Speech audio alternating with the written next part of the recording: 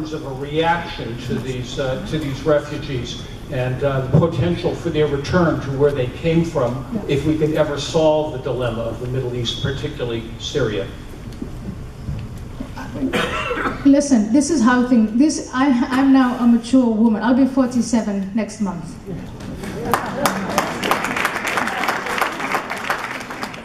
And the biggest lesson I've learned is nobody's going to solve your problems for you.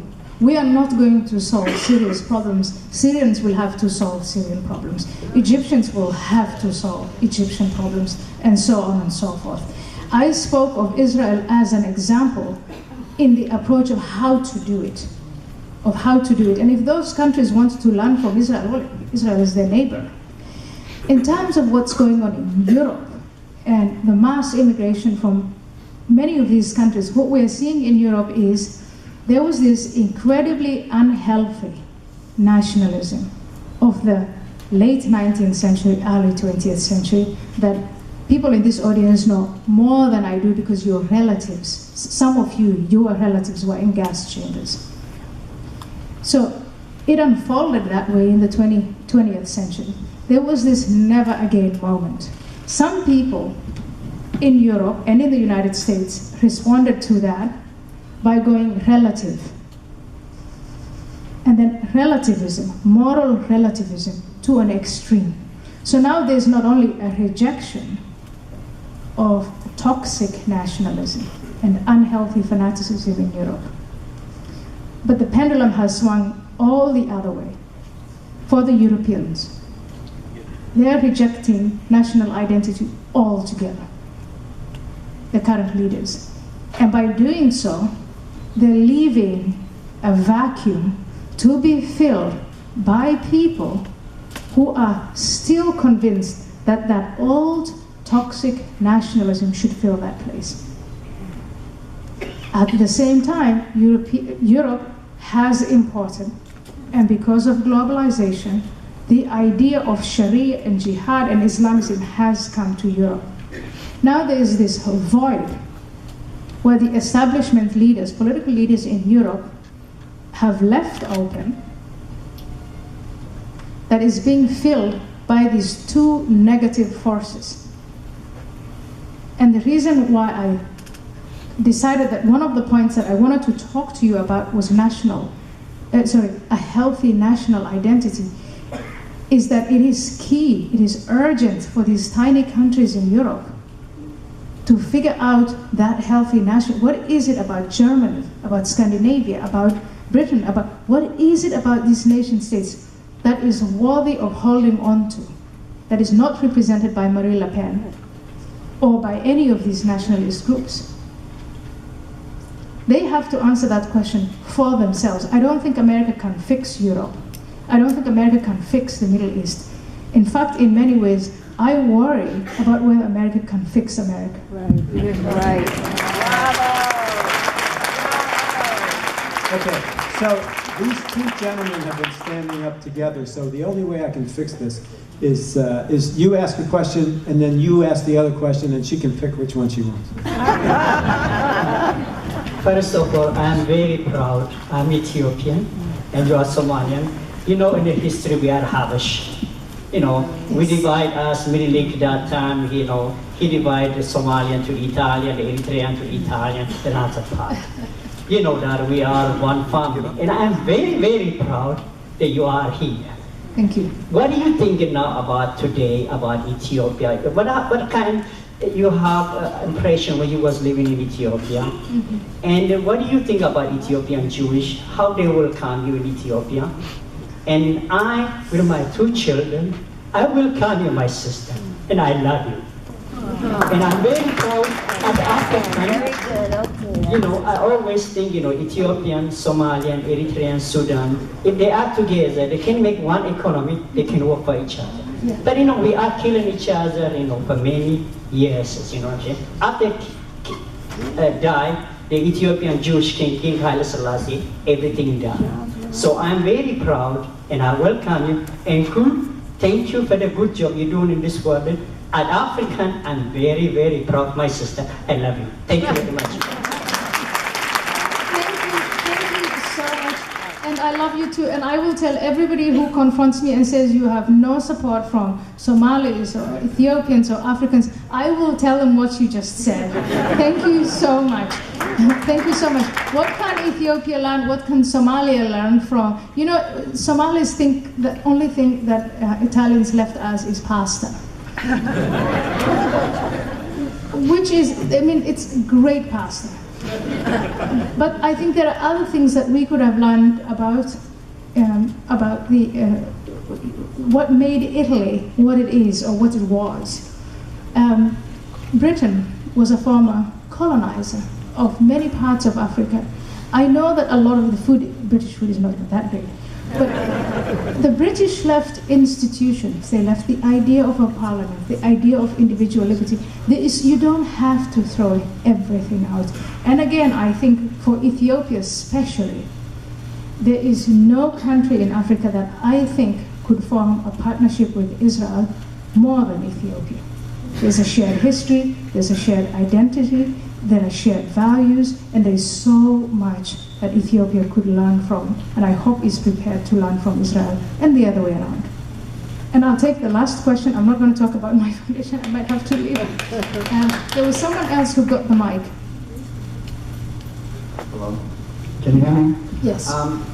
Since September 11th, during the George W. Bush administration, there was not a single major terrorist attack on American soil while the war of terror was being procured by the Bush administration. Then we got Barack Obama, and since Obama became president, there has been at least one major terrorist incident on American soil every year for the duration of his presidency. Neither he nor his former Secretary of State Hillary Clinton would even utter the word Islamic terrorism jihad. Now, of course, we're faced with the American election, and barely 10 days away, where Hillary Clinton is the major contender. What do you see as the consequences of Hillary Clinton being elected president, given the fact that she is an advocate of open borders, unlimited refugees, refuses to confront ISIS head-on, refuses to place restrictions on... Question, not a statement. Question, not a statement. What is your opinion of the consequences of a Clinton administration going forward? You know, one of the things you'll notice is in the last 6 months, I think the last time I published something was on the Orlando Terrorism Act, and I have stayed out of the elections because my message to you, America, the US, Europe, everywhere else is radical Islam and radical Islamists don't give two hoots about Trump, about Hillary Clinton, about Bush, about Obama. They don't care. They have a world view. And they want to spread, promote, and impose their world view. As soon as it becomes clear to our leaders that that's their agenda, I think it doesn't matter how imperfect they are, how imperfect our leaders are.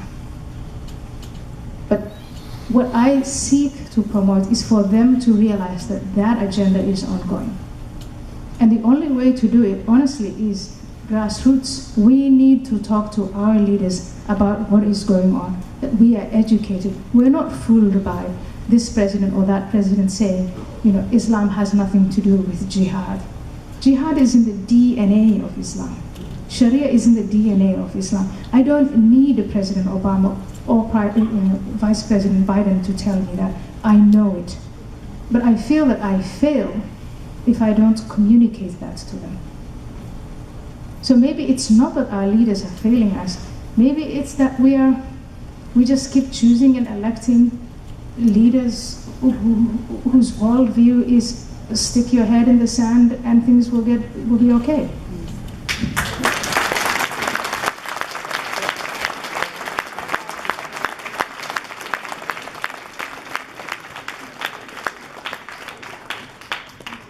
Let us say goodbye to Ayaan Hirsi. She's been an inspiration to all of us. She's a heroine. She gives hope to the Western world. She's the most amazing person.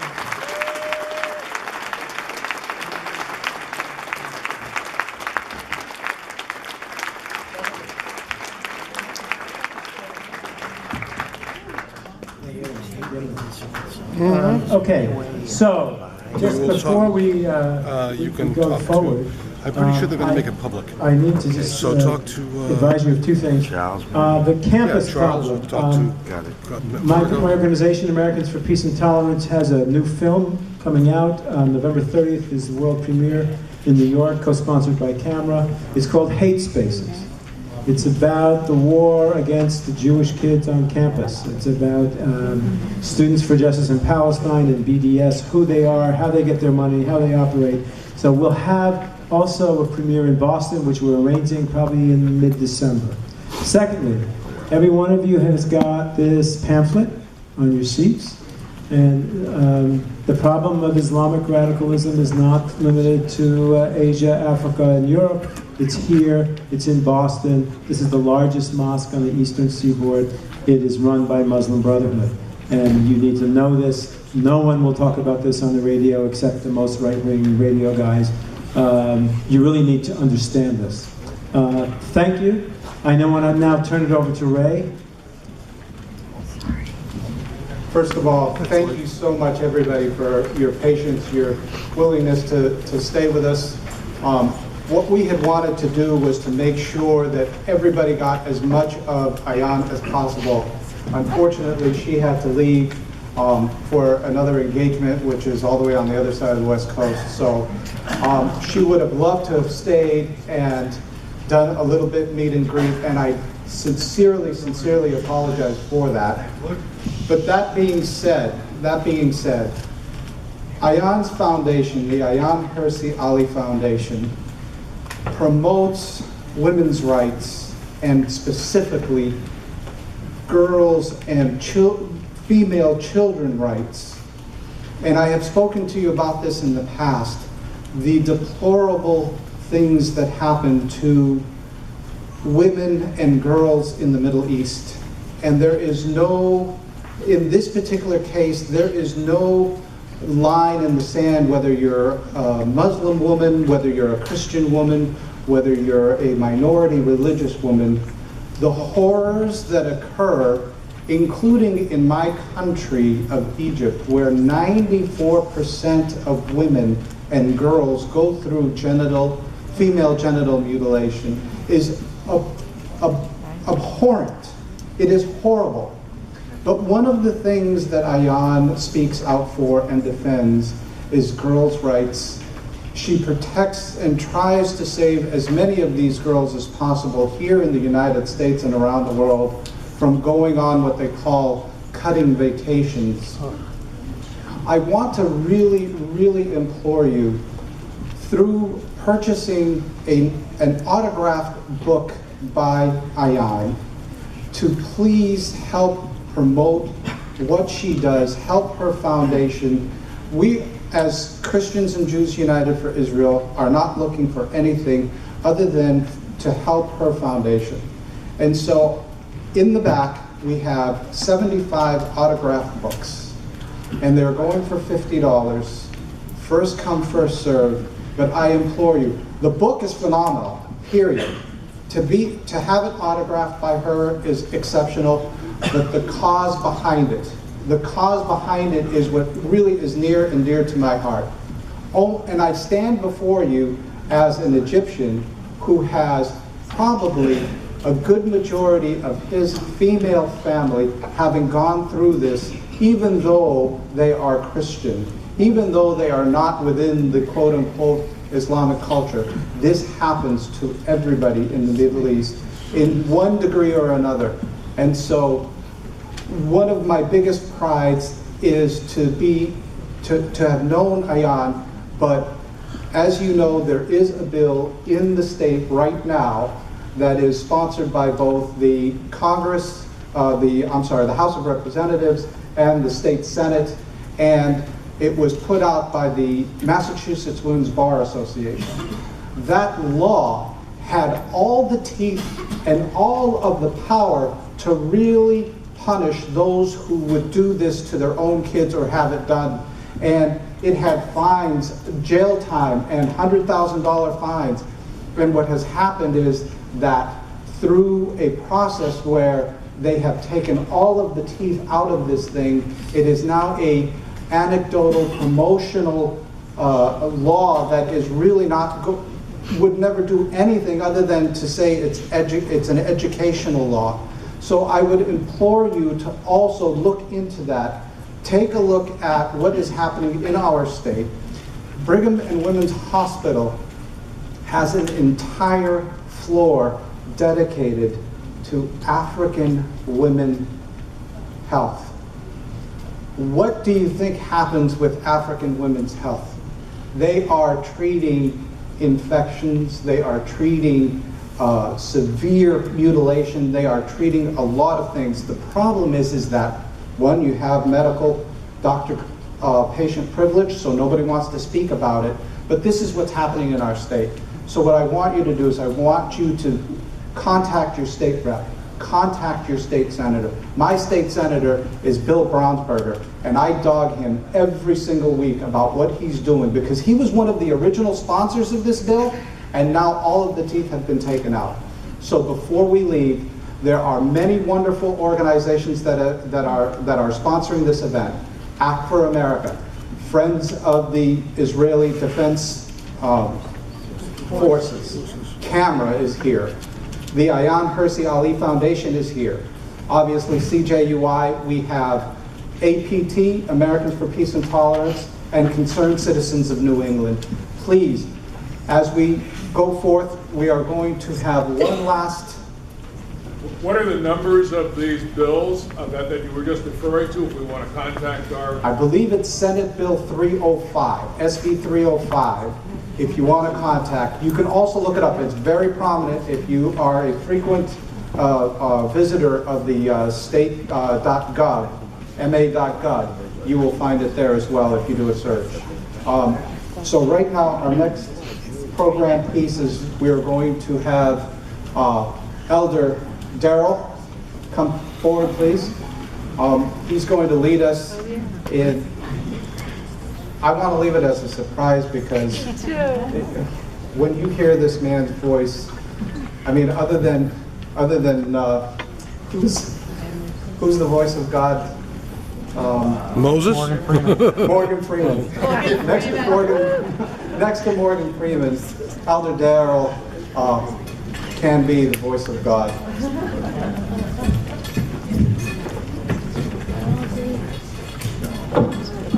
Thank you so much for having me on this great occasion.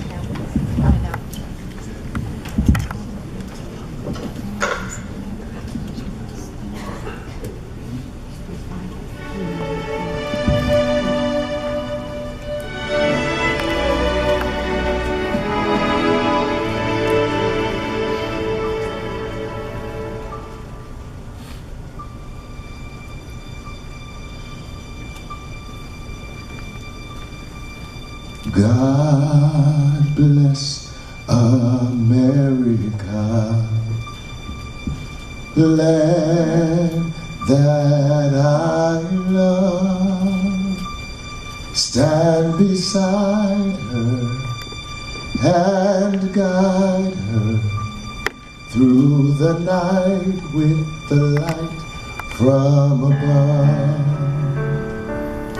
From the mountains to the prairie, to the oceans wide with foam. God bless America, my home, sweet.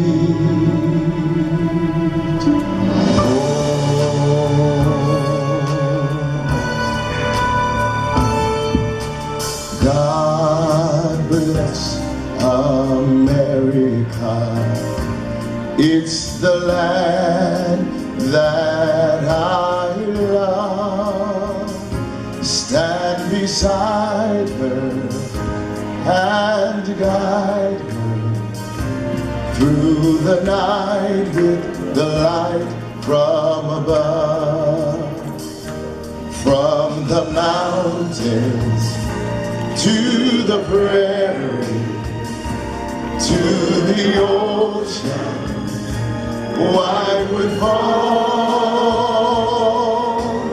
God bless America, my home, sweet home. From the mountains to the prairie, to the oceans, wide would fall.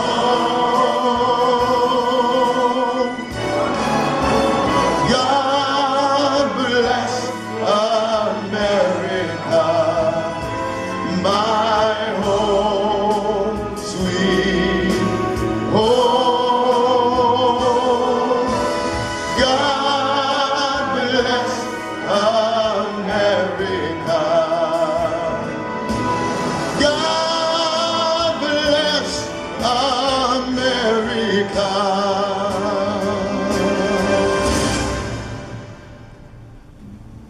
God bless America, my home, sweet home.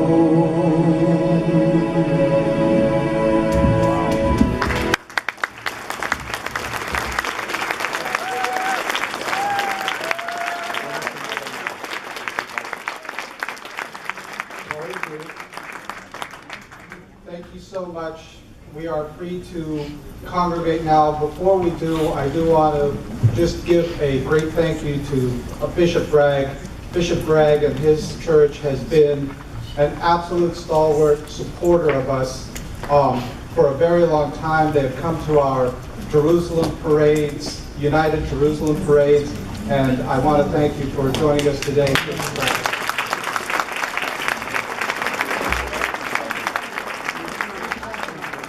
One last thing, please give a warm applause to Gail and James O'Hare. James, a phenomenal job with the music.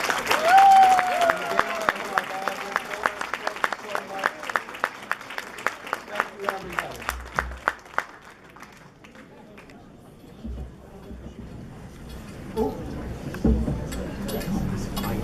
Tequila. One last thing. It would not be the Genesis Awards without Showfire.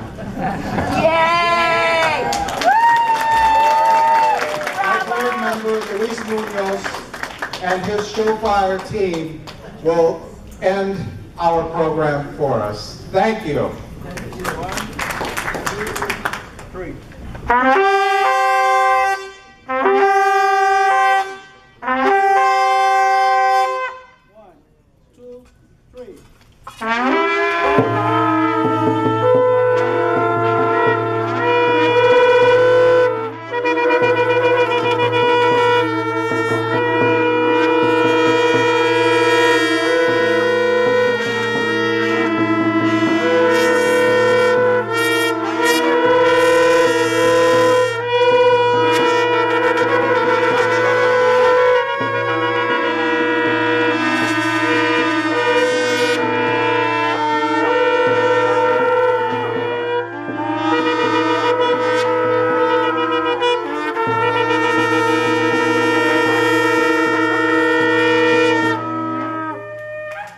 And along came a tumbleweed.